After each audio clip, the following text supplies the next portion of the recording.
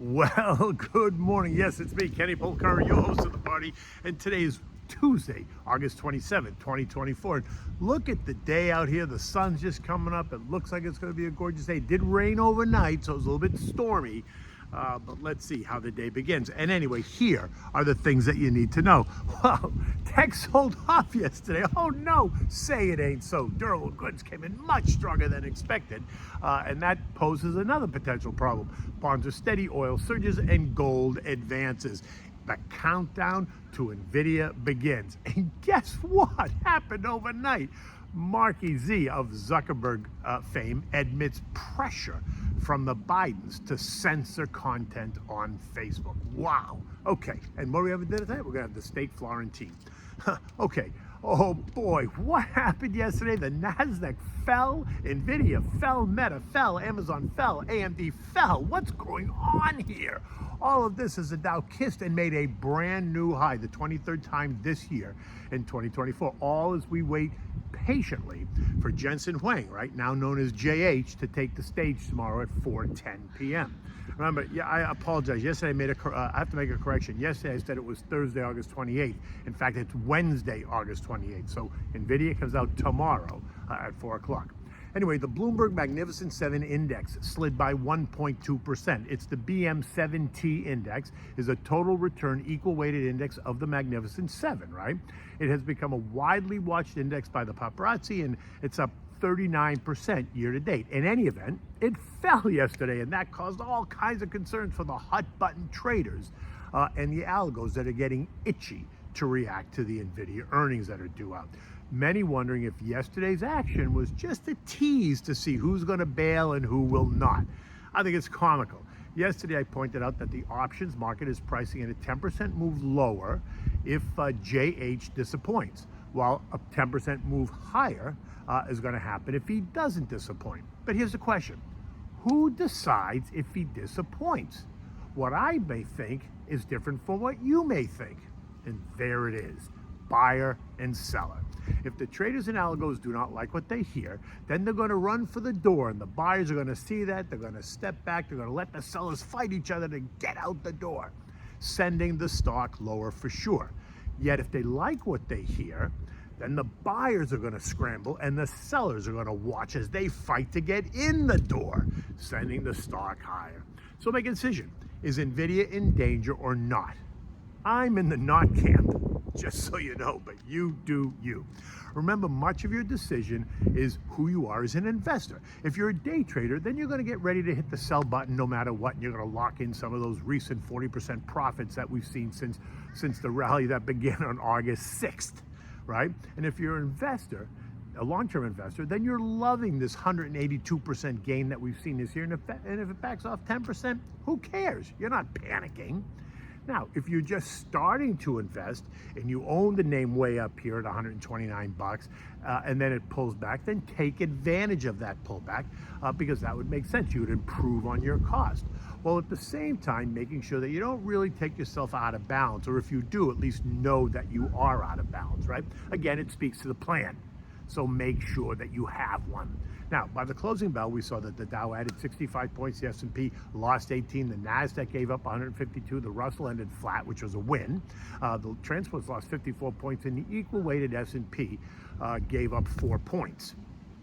Durable goods, which were expected to be up 5%, came in up a whopping 9.9%, nearly 10%. Now, a strong durable goods number typically indicates that businesses and consumers are buying machinery and appliances and vehicles, all these durable goods, right, at a higher rate. They're confident. And it also suggests business confidence, consumer confidence, economic growth, and possibly job creation. But here's the negative. If the demand is too high, then it could also be a root problem for inflation where demand exceeds supply. It's Econ 101, Garish. Next up, we got two Fed heads that made some more comments about Fed policy and where we're going. San Fran's Mary Daly, you remember her, don't you? She's the one who completely missed the Silicon Valley Bank failure, but that's okay. She came out to say that she believes it's time to cut. Well, I'm glad she does.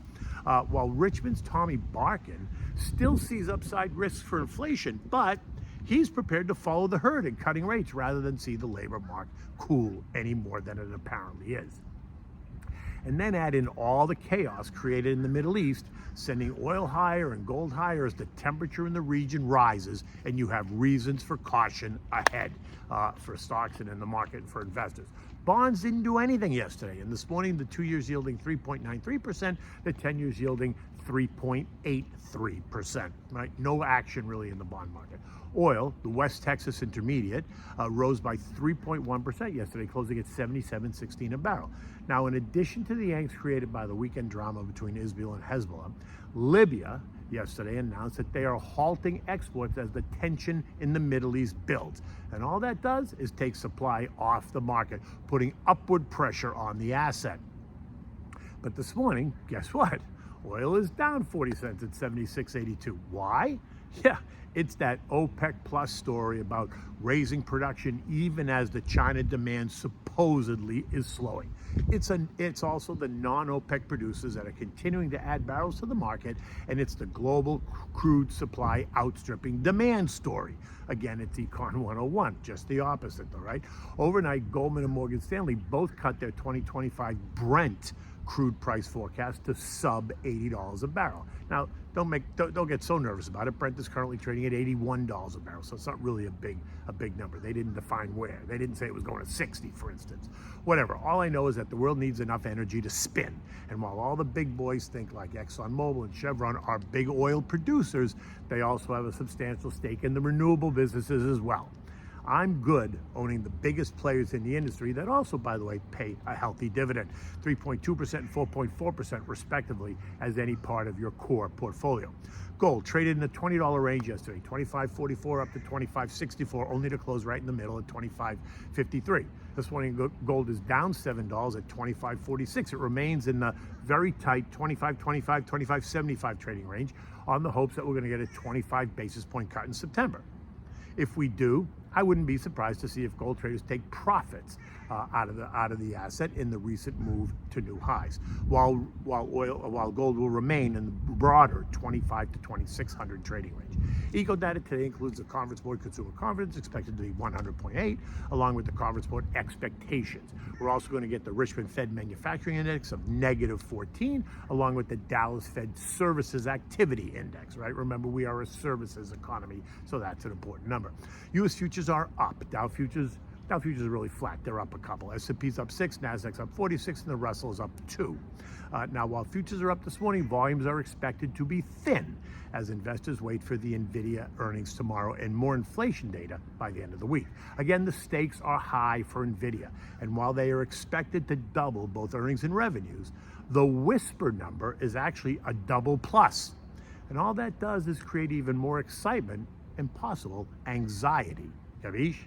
Now, don't forget, even if the numbers blow the roof off the house, it's going to be the guidance that everyone focuses on. And if for some reason the guidance isn't what the algos expect, then watch as the algos go into meltdown mode. And since Nvidia's weighting in the S&P is second only to Apple, any disappointment is going to create large waves of selling that are going to reverberate across the whole tech space. And a 10% drop in Nvidia is going to take 160 points out of the Nasdaq, and then add in the losses for other tech potentially that get drawn in, and it could be an ugly day. But if he surprises, it could also be a beautiful day.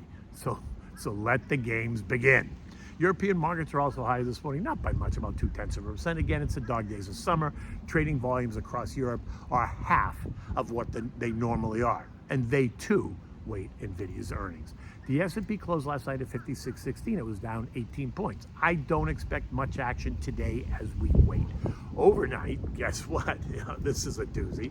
We learned that Mark Zuckerberg of Meta fame wrote a letter to Congress admitting that the Biden administration forced them to censor COVID-19 stories, Hunter laptop stories, Biden China stories. Oh boy, I can't wait to see how this turns out. Or it's just going to get downplayed as if it really doesn't matter anymore. The mainstream media and the Dems will just ignore the story, saying nothing to see here, move on, it's time to go, what are we worried about? In the end, it is important to always remember to take a balanced approach to your long-term investing. Try not to make emotional, rash decisions, yet do not become so complacent that you lose sight of what's going on all around you. Because that's really the mistake a lot of people make, is they get too complacent, right? Anyway, okay, so that's that for that. And what do we have for dinner tonight? We're gonna have the steak Florentine. Now for this, you need the steaks, nice thick cut steaks.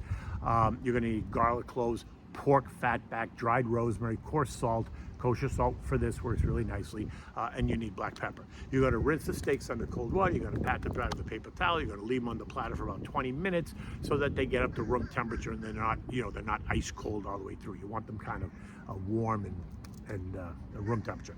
Now in a food processor, you're gonna blend everything else. You're gonna blend the pork fatback, the garlic, the rosemary. You're gonna make it like a pasty-like consistency.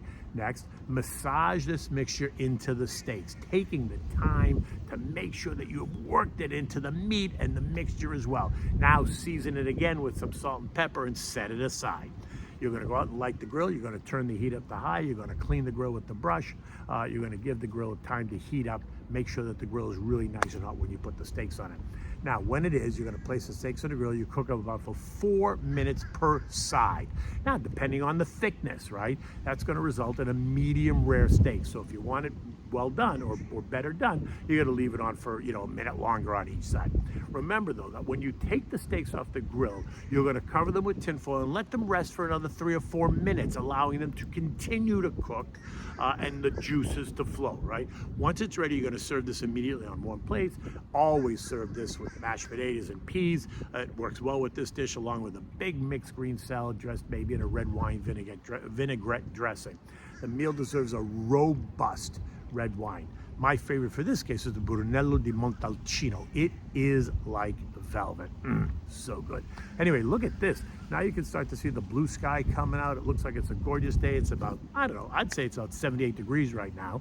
The water seems calm, and the day looks to be beautiful. In any event, until tomorrow, take good care.